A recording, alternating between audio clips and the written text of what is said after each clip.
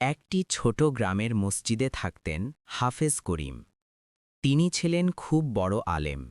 অনেক মানুষ দূর দূর থেকে তার কাছে প্রশ্ন করতে আসত। একদিন এক যুবক নাম রাশেদ তার কাছে এলো। হুজুর, আমি অনেক বই পড়েছি, অনেক কিছু শিখেছি, কিন্তু আমার মনে শান্তি নেই। আমি কি সত্যিকারের জ্ঞানী হতে পারব? হাফেজ করিম মৃদু হেসে বললেন, তুমি কাল সকালে আমার সাথে দেখা করো। পরদিন সকালে হাফেজ করিম রাশেদকে নিয়ে একটি কবরস্থানে গেলেন। তিনি বললেন, এখানে যারা শুয়ে আছে তাদের অনেকেই তোমার চেয়ে বেশি জানত, কিন্তু তারা আজ চুপ। জানো কেন? রাশেদ চুপ করে রইল। হাফেজ করিম বললেন, কারণ জ্ঞান শুধু মুখে রাখলে লাভ নেই, সেটা যদি আমল না হয় তাহলে সেই জ্ঞান কোনো কাজে আসে না। রাশেদ তখন চোখে পানি নিয়ে বলল, তাহলে সত্যিকারের জ্ঞানী যে?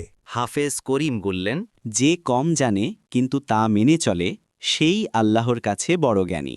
ইসলামে শুধু জ্ঞান অর্জন নয়, সেই জ্ঞান অনুযায়ী জীবন গড়া, এটাই আসল সফলতা।